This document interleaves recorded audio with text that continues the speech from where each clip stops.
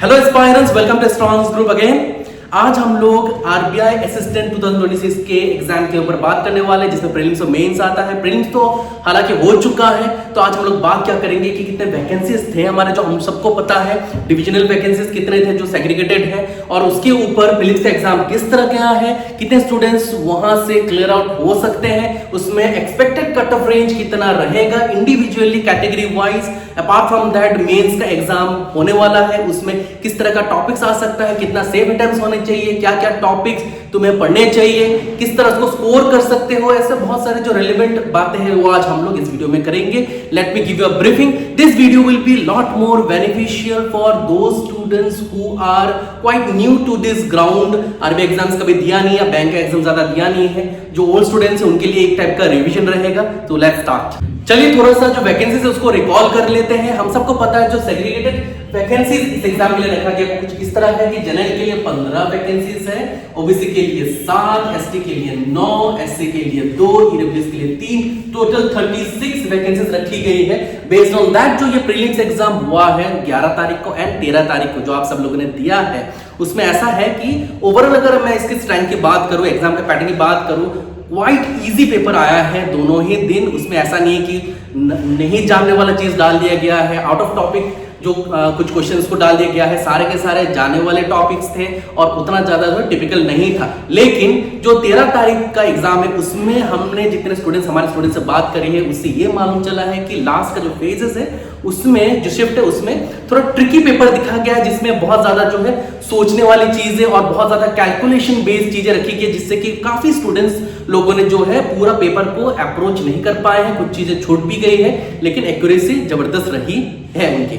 Now ऐसा है कि आप सब लोग उसमें डरने वाली कोई चीज नहीं, आप सब लोग का स्कोर जो है वो बढ़िया ही रहेगा। व्हाई कि इवेंचुअली जो पेपर है उसका रिजल्ट देने से पहले इसको नॉर्मलाइज किया जाता है, जिससे कि सबका जो है स्कोर वो एक अच्छा वेटेज में डाली जाएगी। So there is nothing to worry about. Based on the prelims exam that was given and normalization and based on all the previous जो एग्जाम्स आरबीआई का ईयर्स जो पहले 23 में या उससे पहले हो चुकी है, बेस्ड ऑन दैट एंड इस बार का जो वैकेंसी है उस पर निर्भर रखते हुए वी हैव क्रिएटेड एस्टिमेटेड एक टाइप का रफ जो कट ऑफ रेंज है वो कैटेगरी वाइज। तो let me right it down for you. शायद उसके अंदर फॉल होने का संभावना जो है बहुत हाई है, तो लेट्स सी।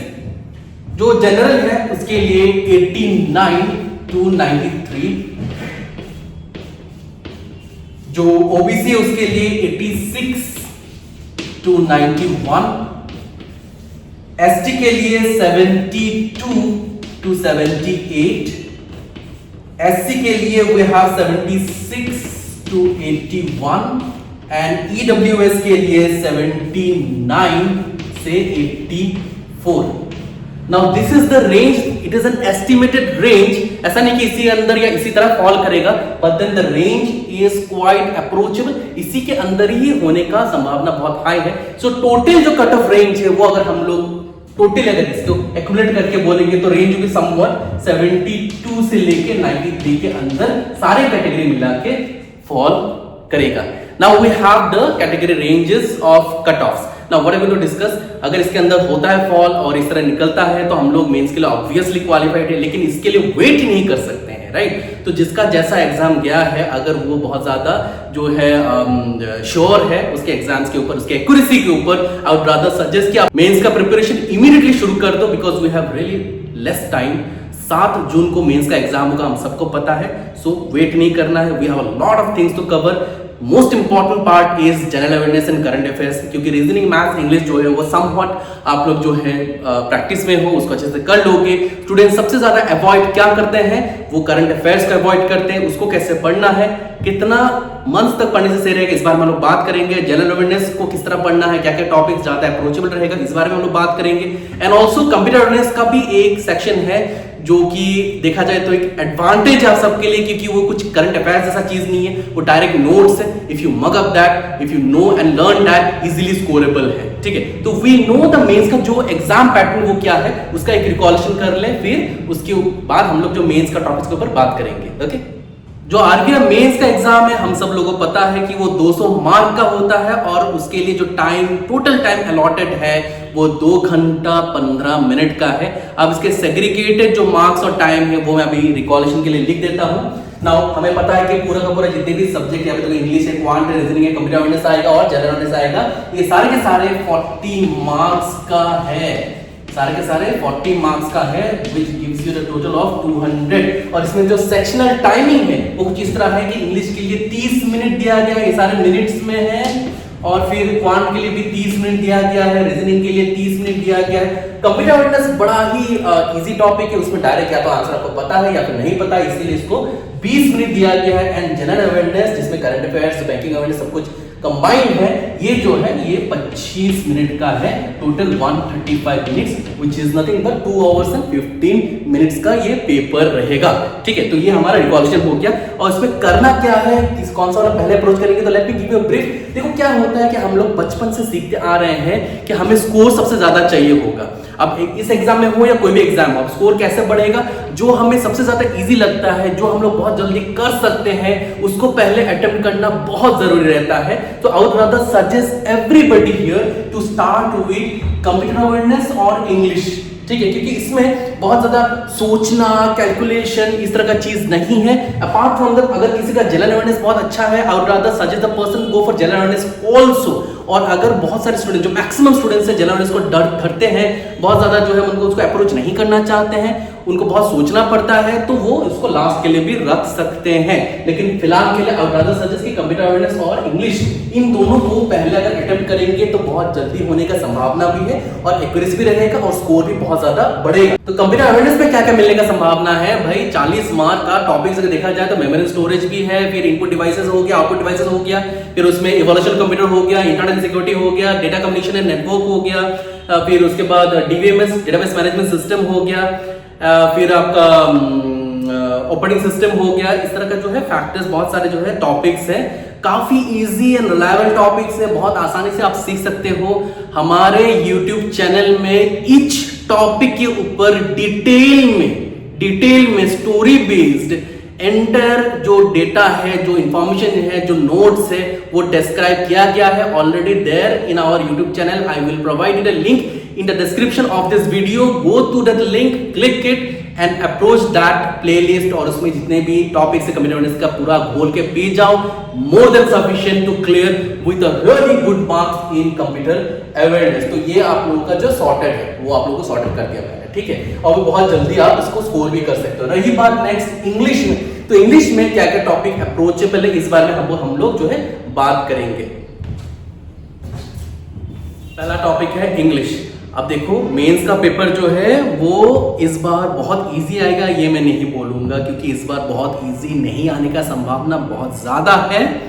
तो जो कट ऑफ है वो भी बहुत हाई नहीं जाएगा मेंस के लिए, रादर एक मीडियम लेवल में जाने का जो है चांसेस है। नाउ कितना कैसा आएगा, इजी आने का चांसेस कम है, लेकिन ऐसा नहीं कि कोई भी क्वेश्चन इजी नहीं देगा, ऐसा भी नहीं है। लेकिन अगर ओवरऑल अगर बात करेंगे तो मॉडरेट या मॉडरेट से थोड़ा ट्रिकी करेगा, मैं टफ भी नहीं बोलूंगा, टफ नहीं करेंगे, इसको गार्ड बांध लो।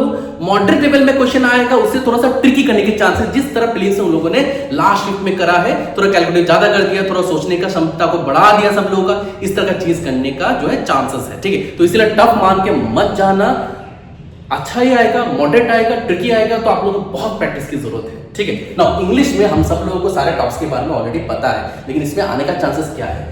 पहला तो हो गया, हम सबको पता है कि RC is very very important. 2 passages already दे देते हैं, 2 पैसेज मिल जाएगा इसमें, ठीक है, सब हर बार मिलता है ना। 2 पैसेज में एक आएगा फैक्चुअल, एक आएगा इंफरेंस बेस्ड, ठीक है। फैक्चुअल इन्फ्लुएंस बेस्ड मतलब क्या है, जो फैक्चुअल फैक्ट बेस्ड है, डायरेक्ट जो आप लोगों को पैसेज मिलेगा। हाँ, एक और बात, जो पैसेज होगा वो प्रीलिम्स की तरह छोटा मोटा पैसेज नहीं देते, एटलीस्ट 200 या 200 भी नहीं बोलेंगे, 220 से लेके मान लो 280 तक का जो कैरेक्टर रहेगा, इतने वर्ड्स रिलेटेड जो है कैरेक्टर वर्ड्स रिलेटेड आप लोगों का जो है पैसेज मिलने का चांसेस है। तो फैक्चुअल में क्या होता है कि जो क्वेश्चंस मिलेंगे वो डायरेक्ट क्वेश्चंस होते हैं, वो काफी आसान है, like you don't have to go through the entire story all the time to answer any questions given below that particular passage. इसमें क्वेश्चन इस तरह रहेगा जिससे कि डायरेक्ट शूट आउट क्वेश्चंस जिसका आंसर ऑलरेडी पैसेज में है, आप लोगों को देखना है, निकालना और डाल देना है। इस तरह का जो है आप लोगों को पैसेज मिलने की, इसमें ज्यादा स्कोर करने की संभावना है। दूसरा जो है इन्फरेंस बेस्ड है, जिसमें सोचना पड़ता है कि भाई इसका जो इंटरनल मीनिंग है वो क्या निकलेगा पैसेज का, या इस पैसेज का जो टाइटल है वो किस तरह का निकल सकता है, कौन सा ज्यादा जो है सुटेबल टाइटल होगा। And other than that we know that meanings लिखा पूछी जाती है, एंटोनी सिनोनिम्स पूछी जाती है, कुछ फिलर्स भी रहेंगे उसके अंदर। तो इस तरह का जो क्वेश्चंस है वो इन आरसीक्यू अंदर मिलने का चांसेस है। सेकंड जो हमारा क्वेश्चंस का अप्रोच है, हमें पता है कि मिलेगा वो क्या, क्लोज टेस्ट। क्लोज टेस्ट ऐसा नहीं कि प्रीलिम्स बेस्ड क्लोज टेस्ट आएगा, इसमें क्लोज टेस्ट जो मिलेगा वो थोड़ा सा लेंथी होने का चांसेस बहुत ज्यादा है। एज आई टोल्ड यू थोड़ा डिफरेंट होगा मेंस का पेपर।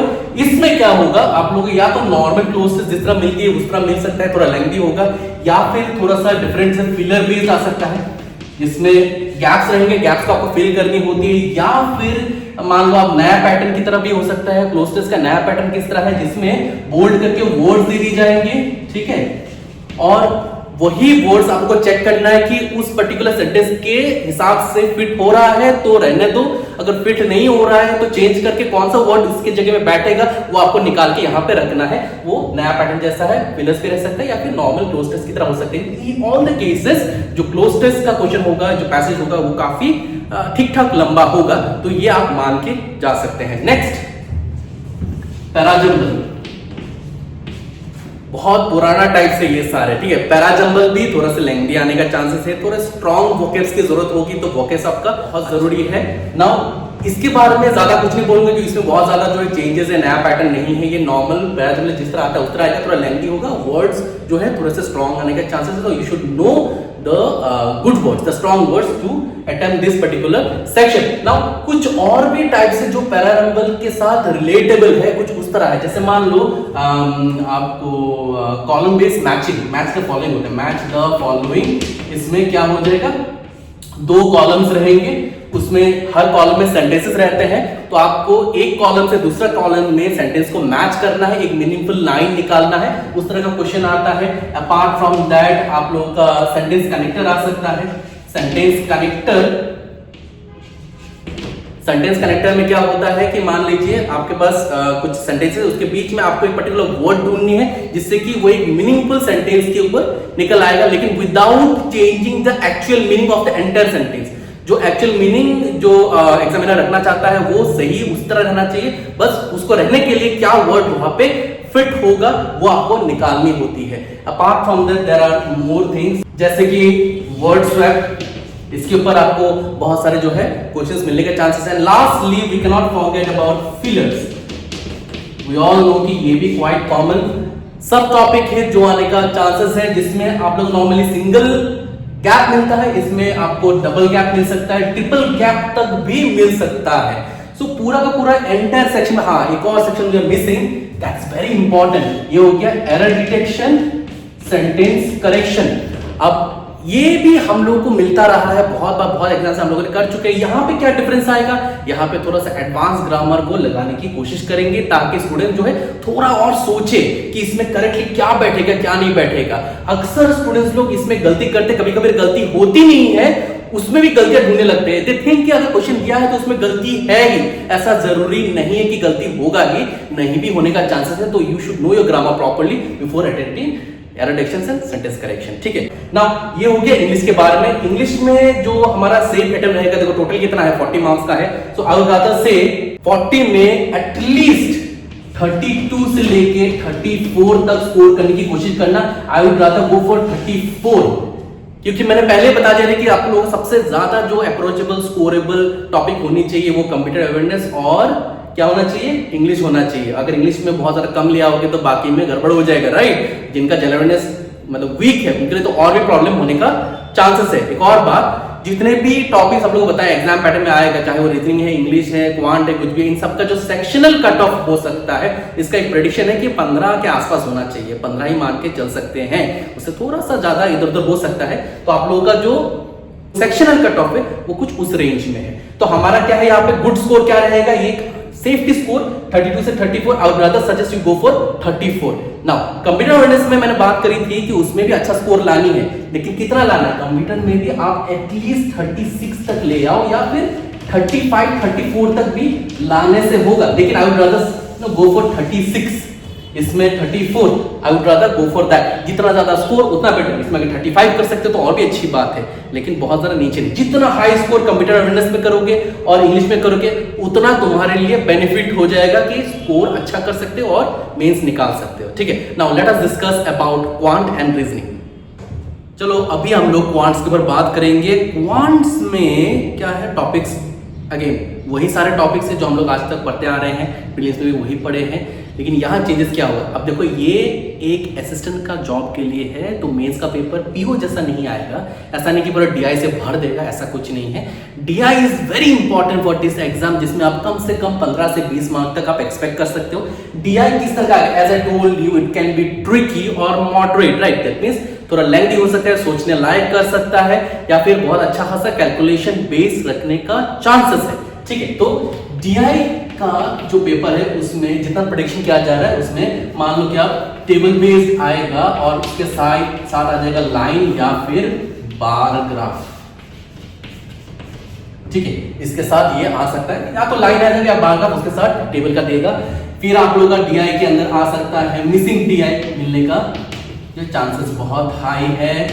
फिर इसमें मान लीजिए कि केसलेट मिलेगा, केसलेट डीआई मिलेगा। केसलेट डीआई ज्यादातर वी ऑल नो कि अरिथमेटिक बेस्ड यूज करते हुए ज्यादा आता है, तो अरिथमेटिक आप लोगों का बहुत अच्छा होना पड़ेगा for solving केसलेट्स DI. Also you will have an approach on arithmetic DI. अब इसमें क्या है? अरिथमेटिक डीआई क्या है? इसमें मान लीजिए कि आप बार का भी मिल सकता है, पाई का मिल सकता है, लाइन का मिल सकता है, कोई भी ग्राफ मिलेगा, लेकिन जो डेटा रहेगा वो डेटा या तो टाइम एंड वर्क के ऊपर रह सकता है, या प्रॉफिट लॉस के ऊपर हो सकता है, एसआईसीआई के ऊपर हो सकता है, पार्टनरशिप के ऊपर हो सकता है। That means your arithmetic is good, you will be able to answer this particular section. और जिनका अरिथमेटिक बहुत खराब है वो अभी से उसको जो है प्रैक्टिस करना शुरू कर दे, क्योंकि इसमें अरिथमेटिक डीआई का क्वेश्चंस मिलने का चांसेस बहुत हाई है। So you should be prepared beforehand. इसमें लॉजिक की भी बहुत जरूरत पड़ेगी, without logic you won't be able to answer this particular section. तो डीआई का लगभग इस तरह का पेपर आने का चांसेस है। Other than that as I told you arithmetic DI, तो अरिथमेटिक जो चीज इसके ऊपर एग्जामिनर्स जो है बहुत ज्यादा अप्रोच रखे हैं। डीआई में भी अरिथमेटिक डाल रहे हैं, केसेस में भी डाल रहे हैं। Apart from that individual arithmetic questions भी बहुत मिलेंगे। अरिथमेटिक टॉपिक्स बहुत इंपॉर्टेंट है, मोस्ट इंपॉर्टेंट 3 टॉपिक जो डीआई में मिलेगा, सोलो में मिलेगा, अरिथमेटिक के अलग अलग टॉपिक्स के अंदर भी इसका जो है मिश्रण मिलेगा। वो कौन से हैं? रेशियो, जिसका रेशियो बहुत अच्छा है वो क्वांट्स 4 देगा, इतना मैं गारंटी ले सकता हूं। फिर परसेंटेज, फिर एवरेज, ये कुछ 3 ऐसे टॉपिक है जो आप लोग को घोल के पी जाना है अच्छी तरीके से। इसमें कोई भी डाउट नहीं रहना चाहिए, क्योंकि इनका सोलो ही एग्जाम, ये सोलो क्वेश्चंस ही नहीं, ये म्यूचुअल बेस्ड एग्जाम, ये क्वेश्चंस बहुत ज्यादा मिलेंगे। डीआई में इसका अप्रोच मिलेगा, अलग अलग जो अरिथमेटिक के टॉपिक्स है उसमें इनका अप्रोच मिलेगा। तो this is very important. Other than that there are more topic, जैसे कि टीएसडी से मिलने का chances, time speed and distance से मिलने का चांसेस बहुत हाई है। ट्रेनिंग बोर्ड से मिलने का बहुत हाई है। टाइम एंड वर्क से मिलेगा। फिर आप लोग का बोर्ड एंड स्ट्रीम से मिलने का चांसेस है। प्रॉफिट एंड लॉस से मिलने का चांसेस है। अवॉइड कुछ भी नहीं कर सकते। एसआईसीआई से तो कॉमन ही है, मिलेगा ही मिलेगा, एसआईसीआई से आएगा।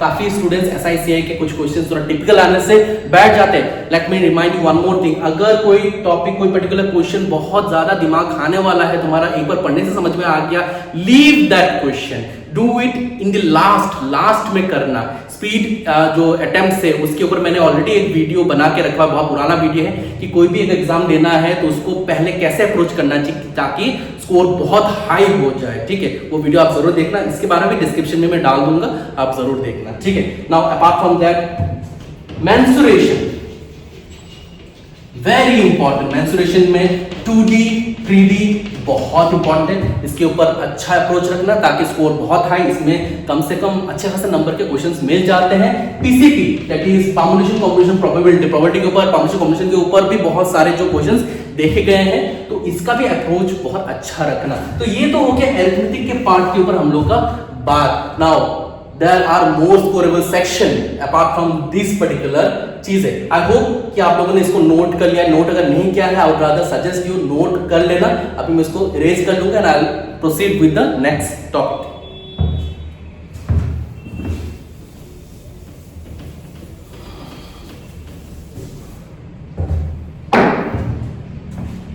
ओके, तो क्या है नेक्स्ट आप लोगों का वन लाइनर्स है। वन लाइनर्स किस तरह के होते हैं? एक हो गया डायरेक्ट कैलकुलेशन, एक हो गया थोड़ा सोचने वाला कैलकुलेशन। अब डायरेक्ट कैलकुलेशन जैसे सिंप्लीफिकेशन, ठीक है, इसमें कुछ नहीं है, डायरेक्ट कैलकुलेट करना है। सिंप्लीफिकेशन से बहुत क्वेश्चंस मिलने के चांसेस होते हैं, ये हम सबको पता है कि आता ही, ठीक है।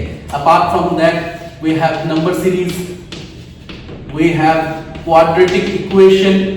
ये तीन चीज बहुत हाई, इसमें ये तो बहुत ज्यादा श्योर है, ये भी श्योर है। इसमें कभी कभी थोड़ा बहुत 19-20 होता है, कभी देते कभी नहीं देते, कभी इस तरह का होता है, लेकिन this is what we have to go through for proper calculation, जिससे कि मतलब रुके नहीं, मतलब स्कोर सबसे ज्यादा हाई हो जाना चाहिए आप लोगों का।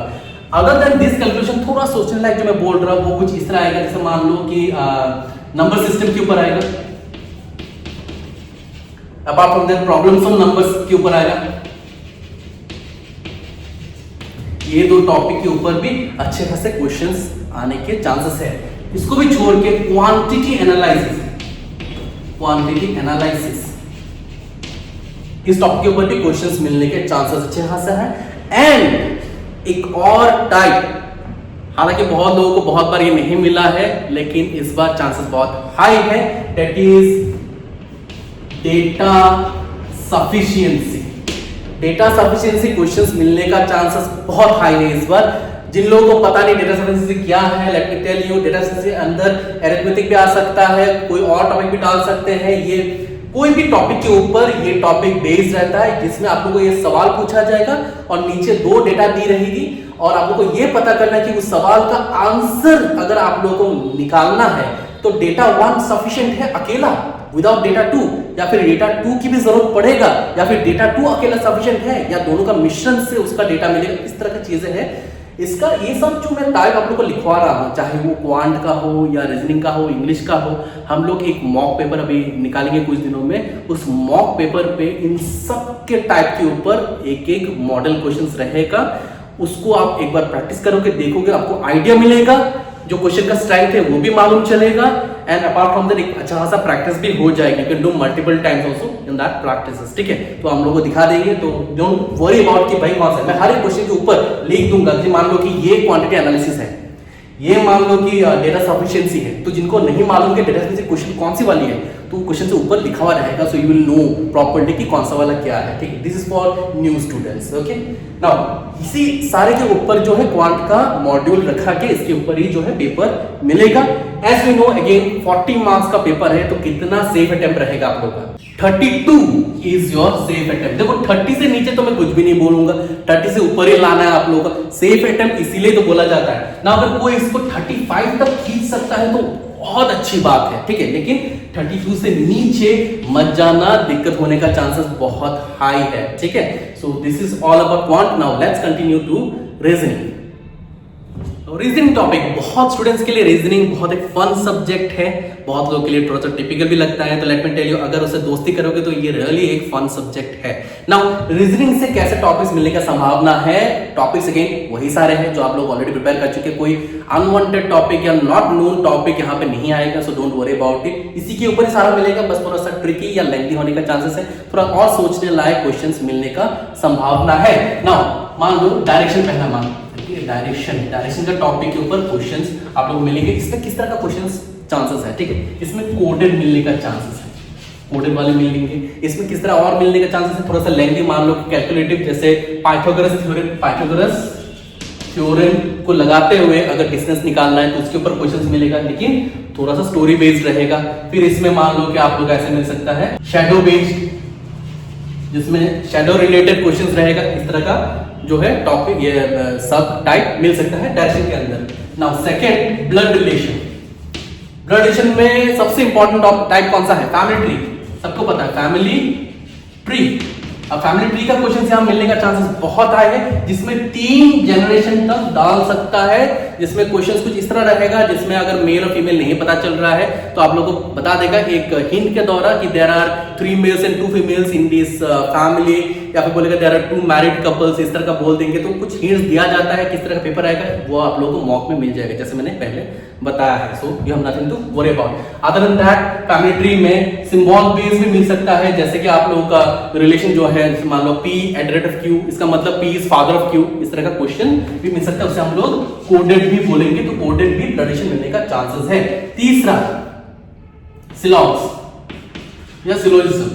सिलॉग्स में आप लोगों का रिवर्स सिलॉग्स मिलेगा, रिवर्स सिलॉग्स, या फिर स्टेटमेंट कंक्लूजन वाला नॉर्मल सिलॉग्स भी मिलेगा, लेकिन थोड़ा अगेन सोचने लायक मिल सकता है। रिवर्स इज क्वाइट इजी, अगर इसमें अगर दिक्कत है तो we already have a video for a proper knowledge on reverse syllogism in our channel, इसका भी लिंक मैं आप लोगों को प्रोवाइड कर दूंगा, या फिर मैं एस्ट्रॉन्स ग्रुप का ही चैनल का लिंक दे दूंगा, उसमें आप जाके सर्च करोगे आपको प्लेलिस्ट में रीजनिंग मिल जाएगा। रीजनिंग प्लेलिस्ट के अंदर बहुत सारे रीजनिंग के टॉपिक्स है, उनमें आपको रिवर्स भी मिल जाएगा, इवन स्टेटमेंट कंक्लूजन वाले नॉर्मल सिलोजिज्म भी वहां पे मिल जाएगा, तो आप लोग आइडिया के लिए वो वीडियोस देख सकते हैं। ठीक है, चौथा इनपुट आउटपुट, ये तो आना ही है। अब इनपुट आउटपुट के कैसे क्वेश्चंस मिल सकते हैं, इसमें आप लोगों को नया पैटर्न मिलने का चांसेस है, या मान लो एलिमेंट स्वैपिंग के ऊपर मिलेगा, एलिमेंट स्वैपिंग इसके ऊपर मिलने का चांसेस है। नया पैटर्न में क्या होता है कि सारे नंबर्स रहेंगे, नंबर्स के अलग अलग टाइप के कैलकुलेशंस रहते हैं, फाइनली एक रिजल्टेंट नंबर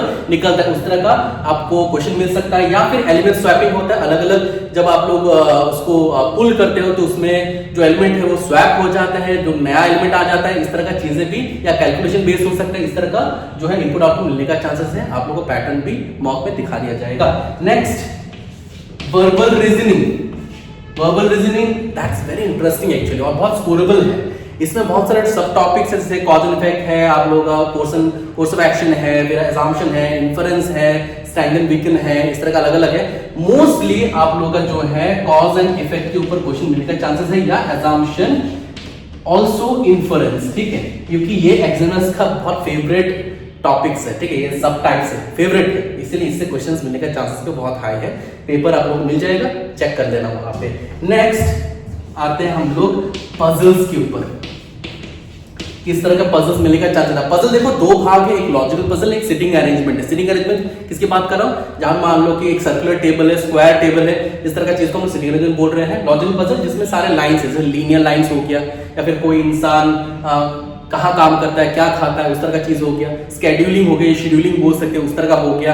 या फ्लैट बेस्ड हो गया, बॉक्स बेस्ड हो गया, ए बॉक्स के ऊपर बी बॉक्स है, सी बॉक्स है, फ्लैट ए फ्लैट 1 के ऊपर फ्लैट 2 है, फ्लैट 3 है, इस तरह का चीज लॉजिकल पजल में आ जाता है। अब लॉजिकल पजल में कौन से टाइप बहुत इंपॉर्टेंट है।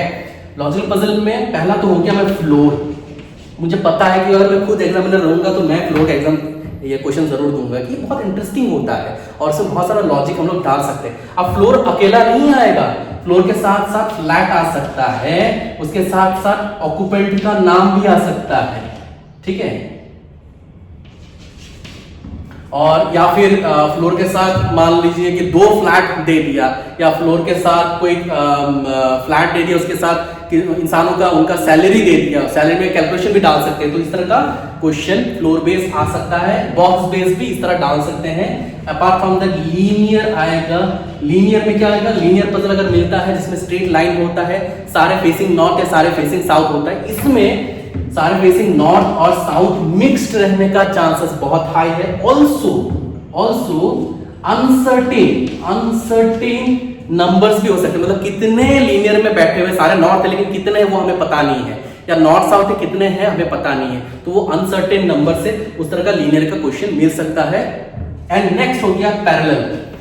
पैरेलल लाइंस में क्या होता है कि 2 पैरेलल लाइंस है, जैसे मान लो 2 बेंच है जिसमें लोग बैठे हुए हैं, 2 पैरेलल लाइंस है, इसमें एक दूसरे को फेस कर रहे हैं। जो ऊपर वाले लाइन में है वो साउथ फेस कर रहा है, जो नीचे वाले है वो नॉर्थ फेस कर रहा है, एक दूसरे को फेस कर रहे हैं। तो इसमें सिंगल वेरिएबल नहीं डबल भी आ सकता है, जिसमें जो इंसान बैठा हुआ है वो कहाँ काम करता है या क्या खाता है, उस तरह का चीजें मिल सकता है। ऑल्सो उसमें भी कुछ लोग हैं जैसे कि पीठ दिखा के बैठ रहे हैं, कोई एक दूसरे को फेस दिखा के बैठ रहा है, मतलब नॉर्थ साउथ मिक्स भी होने का चांसेस है, लेकिन बहुत लो चांस है। फेसिंग ईच अदर ही ज्यादा रहना चाहिए, फेसिंग ईच अदर, ठीक है, बट 2 वेरिएबल तक संभावना है, 2 वेरिएबल तक मिलने का चांसेस है। ओके, आई होप आप सब लोगों ने इसको कॉपी कर लिया है, नोट के हिसाब से बना लिया है, क्योंकि मैं अभी इसको रब कर दूंगा। अगर हैंडराइटिंग नहीं समझ में आ रहा है तो मैंने हर एक चीज लिखने के साथ साथ मुंह से भी बोला है। Please listen carefully and right it down properly. I will rub it out.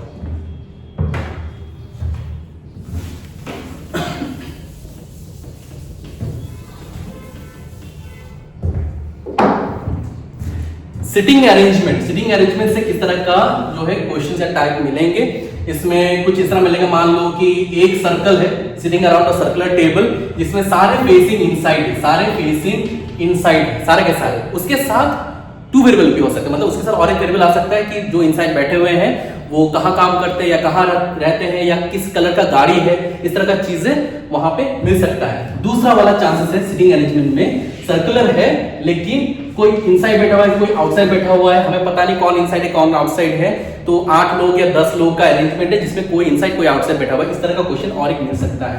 तीसरा हो गया, मान लीजिए एक सर्कल इनसाइड है एक सर्कल आउटसाइड है, 2 सर्कल का मामला है जिसमें जो बैठे हुए हैं वो एक दूसरे को फेस कर रहे हैं, इसको फेस कर रहा है, ये इसको फेस कर रहा है, ये इसको फेस कर रहा है, ये इसको फेस कर रहा है। इस तरह का भी क्वेश्चन मिलने का चांसेस है, जिसमें इसमें भी कुछ लोग बैठे हुए, उसमें भी कुछ लोग बैठे हुए, आप लोगों को डिसाइड करना है।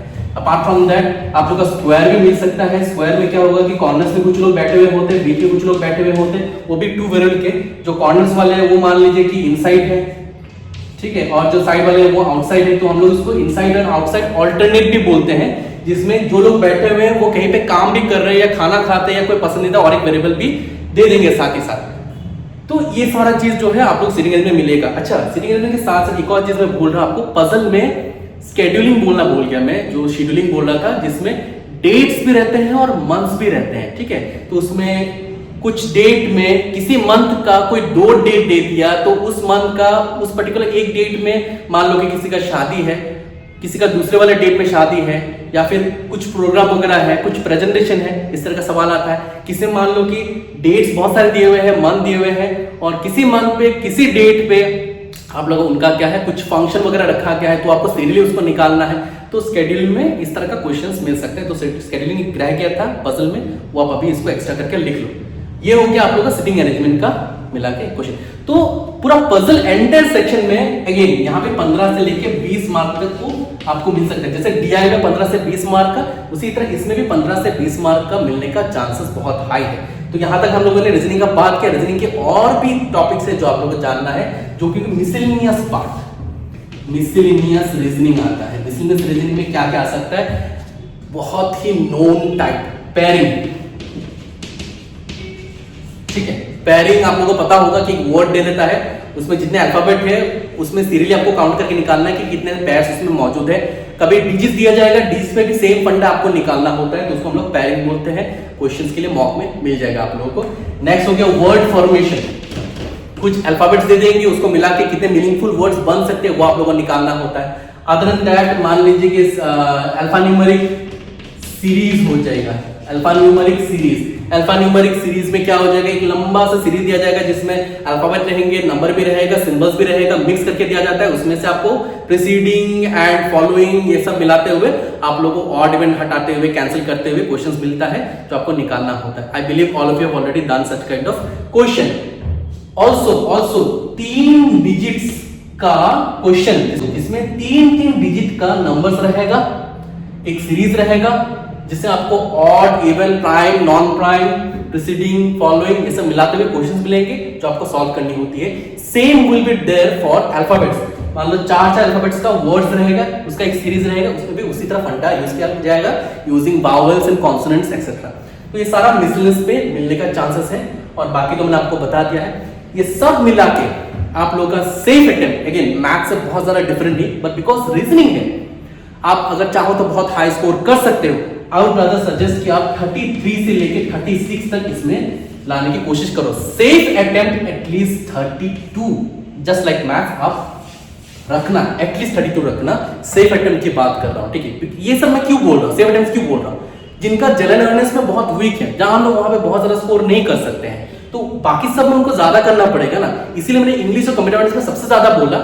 उसके नीचे किसी का अगर थोड़ा मतलब डगमगा जाता है तो फिर मैथ्स और रीजनिंग, जिसमें रीजनिंग में और ज्यादा कर सकते हो, अगर इंग्लिश और उससे थोड़ा कम भी हो जाता है मैथ्स अगर टिपिकल लगता है तब भी उसको 30 से नीचे मत लाना, 30 से ऊपर ही रखने की कोशिश करनी है। दैट्स कॉल्ड सेफ अटेम्प्ट अगर जनरल अवेयरनेस आप लोगों का वीक है तो, ठीक है। तो ये सारा हो गया maths, reasoning, English and combination. Lastly general awareness में स्कोर की बात मैं आपके ऊपर रखता हूँ। एज मैंने बता दिया सेक्शनल कट ऑफ 15 हो सकता है, इससे थोड़ा इधर उधर हो सकता है, बहुत ज्यादा नीचे भी नहीं जाएगा। तो आप लोग का सेफ अटेम्प्ट 20 या 20 से ऊपर रखना, 20 से नीचे मत लाना, गड़बड़ हो जाएगा जनरल अवेयरनेस पे। उसमें क्या क्या टॉपिक सबसे ज्यादा आपको फॉलो करने से बेनिफिट देगा वो मैं बता देता हूँ।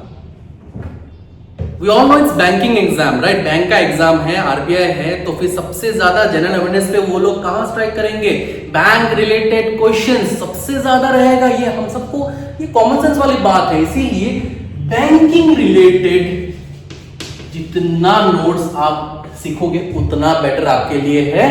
Next apart from that RBI related, ठीक है, आरबीआई रिलेटेड वेरी इंपॉर्टेंट, इसके रिलेटेड जितना टॉपिक आप कवर कर सकते हो उतना बेटर है। For example functions, monetary policy tool.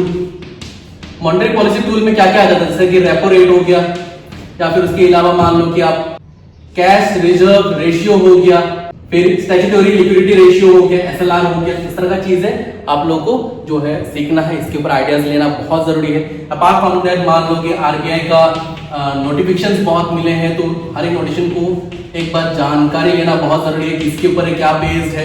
Other than that ये रिसेंट है, ठीक है, ये सारे रिसेंट वाले आप लोगों को देखना है। अदर देन दैट इकोनॉमी के ऊपर देखो, इकोनॉमी में क्या क्या मिल जाता है, जैसे कि हम लोग का आ गया जीडीपी हो गया, जीडीपी का जो अभी ट्रेंड चल रहा है वो ट्रेंड देखो आप। उसके ऊपर हो गया मान लो कि आप बजट हो गया 25-26 का। Apart from that government schemes हो गया, एक्सेट्रा एक्सेट्रा, ठीक है।